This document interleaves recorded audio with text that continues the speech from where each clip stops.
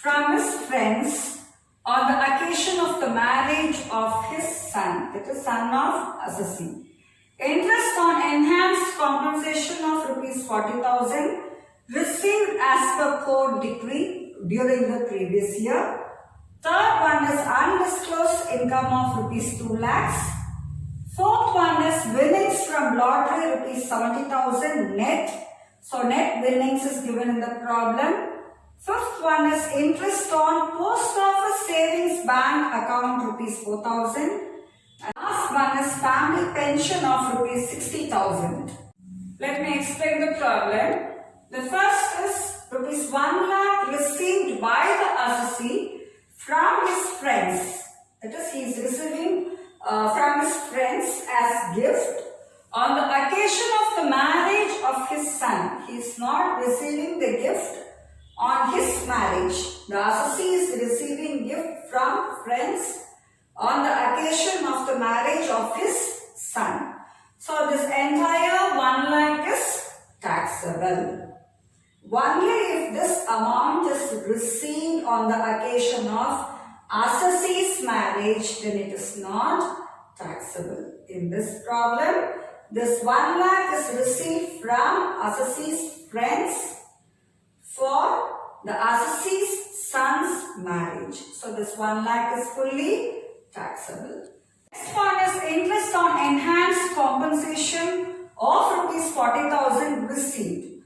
So interest on enhanced compensation is also taxable under income from other sources. But for this interest on enhanced compensation, a deduction at the rate of 50% on such compensation can be allowed by the assessee.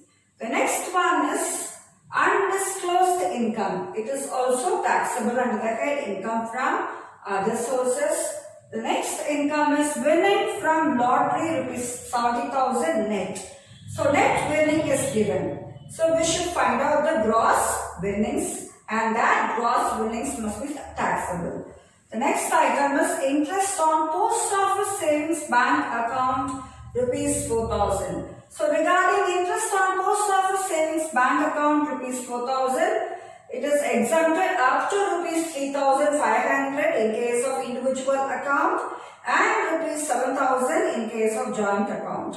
Being an individual, the exemption is available up to rupees 3,500 in case of interest on post office savings bank account. Last income is family pension of rupees 60,000. Regarding family pension, the exemption is rupees 15,000 or 1/3 of the actual family pension, whichever is less is exempted from tax. Calculation of income from other sources. Gift received by the assessee on his son's marriage is fully taxable, that is 1 lakh. Interest on enhanced compensation is 40,000, and for this 40,000 the assessee can claim deduction of up to 50% on the compensation amount. That is 50 by 100 into 40,000, which comes to 20,000. So the amount of reduction is 20,000 and the balance interest is taxable. That is 20,000 is taxable. The next one is undisclosed income of rupees 2 lakhs. Next, winnings from lottery. In the problem, net winnings is given. We should find out the gross winnings. And the rate of TDS in case of cashful income is 30%. So gross it up, 70,000 into 100 divided by 70, and the gross winnings from lottery comes to rupees 1 lakh. The next one is interest on post office savings bank account, 4,000, and exemption in case of interest on post office savings bank account. In case of individual account is up to rupees 3,500. Therefore, 500 balance 500 is taxable. And the last income is family pension. Amount of family pension received is 60,000 and exemption is rupees 15,000 or 1/3 of family pension. It is 1/3 of 60,000, whichever is less is exempted from tax. So 1/3 of 60,000 comes to rupees 20,000. 15,000 or 20,000, whichever is less is exempted. So 15,000 is exempted from tax and the balance of 45,000 is put to tax. Therefore, the total income from other sources comes to 4,65,500. Mr. P's investments during the year 2018 to 19 are as follows. Number 1, rupees 8,000 as interest on government securities, rupees 7,200 as interest on debentures issued by local authority, rupees 7,200 as interest on debentures of YAM Limited not listed, rupees 7,200 as interest on debentures of X Limited listed, rupees 7,200 as interest on tax-free debentures of A Limited not listed, 7% government securities rupees 25,000, 8% Agra municipal bonds rupees 15,000, 9% Bombay Port Trust bonds 20,000, 7% bonds rupees 18,000, 6% securities of foreign government rupees 15,000, interest credited to Suganya Samriddhi account rupees 3,000, and assessee paid rupees 60 as commission, taxable interest on securities, and rupees 1,200 as interest on loan for purchasing Bombay Port Trust bonds. So both these are expenses, 60 and 1,200. Let me explain the problem. The first interest is interest on government securities. So interest on government securities is fully taxable and no taxes deducted at source on interest on government securities. The next one is rupees 7,200 as interest on debentures issued by local authority. So debentures or any securities issued by local authority are tax-free securities. So in case of tax-free securities, this interest amount must be grossed up. The next one is rupees 7,200 as interest on debentures of M Limited not listed. And regarding interest on debentures, whether it is listed or not listed, the rate of TDS is 10%, and these two items must also be grossed up. The next one is 7,200 as interest on tax-free debentures. So since it is given tax-free debentures, it should be grossed up. And the rate of TDS for debentures is 10%. 7% government securities 25,000. So calculate the amount of interest and no tax deducted at source.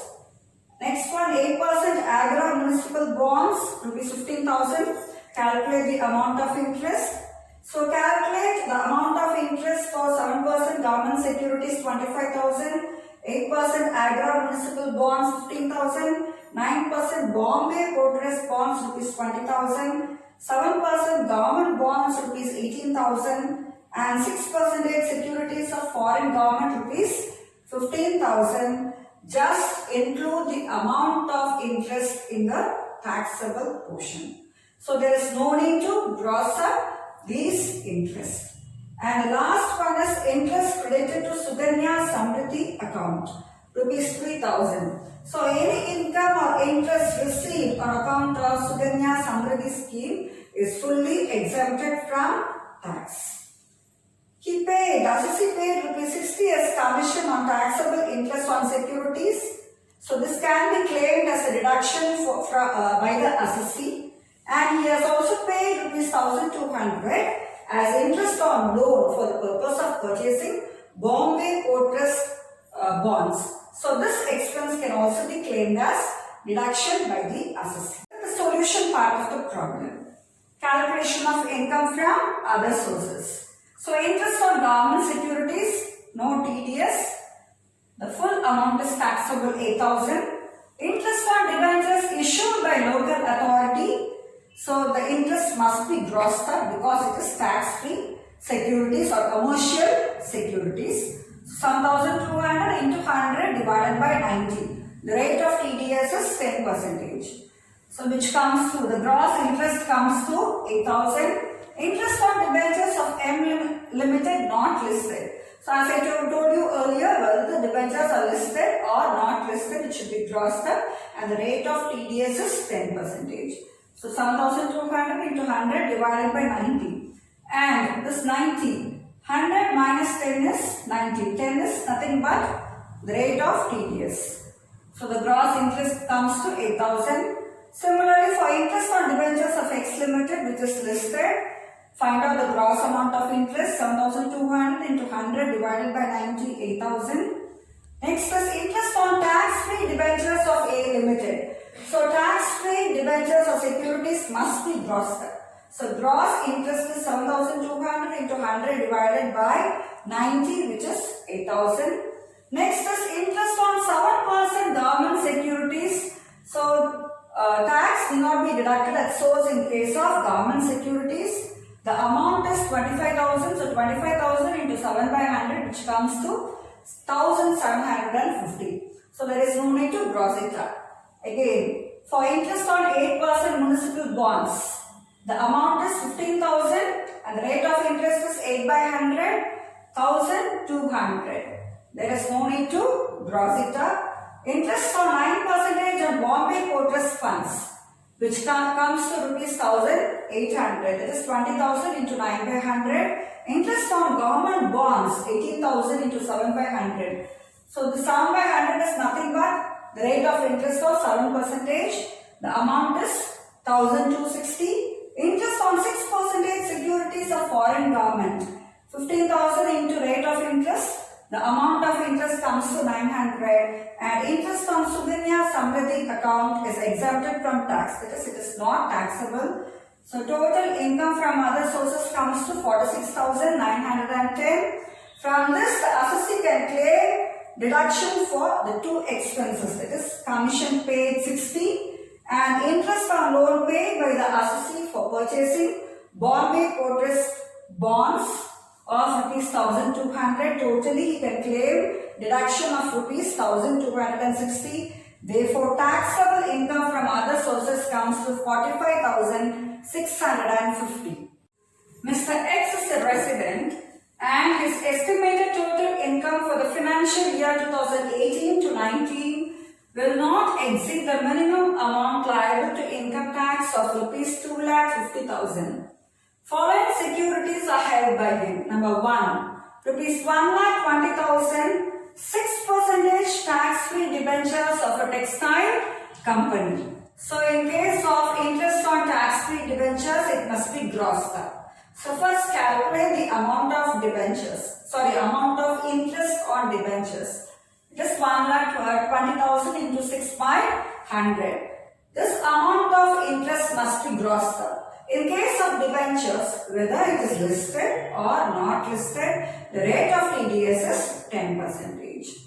The next one is rupees 54,000, 10% tax-free debentures of Rajasthan Financial Corporation. So again, in case of tax-free debentures, whether they are listed or not listed, first find out the amount of interest and then gross it up. Next one, some rupees 25,000, 5% UP government loan. So this is a government loan. So just calculate the amount of security. There is no need to deduct tax at source. And similarly for rupees 12,000, 5% debentures of Delhi Development Authority also, just calculate the amount of interest and put to tax. The next one is rupees 60,000, 12% tax-free debentures of Mahindra Company. So this is again a tax-free debenture. So in case of tax-free debenture, the rate of TDS is 10%. Calculate the amount of interest first and then gross it up. Charge 2% commission on amount of interest collected. Interest is payable in each case on 30th June and 31st December. We are asked to calculate the taxable income from other sources. Definition of taxable income from other sources. So interest on tax-free debentures, 1,20,000 into 6 by 100, which is equal to 7,200. This is the interest on tax-free debentures. So now gross it up. The rate of TDS is 10% and the gross interest is 7,200 into 100 divided by 90, which comes to 8,000. The next one is interest on tax-free debentures of Rajasthan Financial Corporation. So it is also a tax-free debenture. So first calculate the amount of interest. 54,000 into 10 by 100, which is equal to 5,400, and this interest must be grossed up. It is 5,400 into 100 divided by 90, and the gross amount of interest comes to rupees 6,000. So the next one is interest on UP government loan. This is a government security. There is no need to gross up the amount of interest. Just calculate the amount of interest and put to tax. It is 25,000 into 5 by 100, which comes to 1,250. Similarly, calculate interest on debentures of Delhi Development Authority. 12,000 into 5 by 100, which comes to 600. Next is interest on tax-free debentures of Mahindra Limited.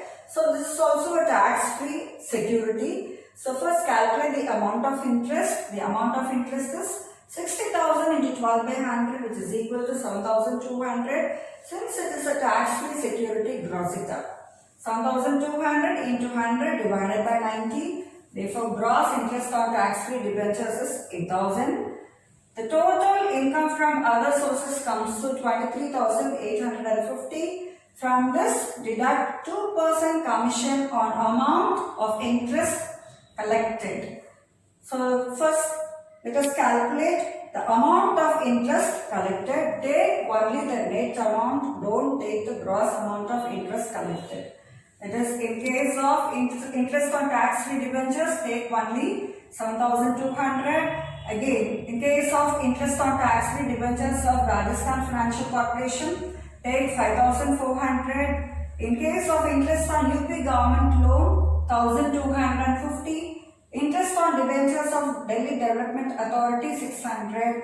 And interest on tax-free debentures of Mahindra, take 7,200. Therefore, total amount of interest collected comes to rupees 21,650. Now calculate commission at the rate of 2%. 2 by 100 into 21,650, which is equal to 433. This 433 can be claimed as deduction by the assessee. Therefore, taxable income from other sources comes to 23,417.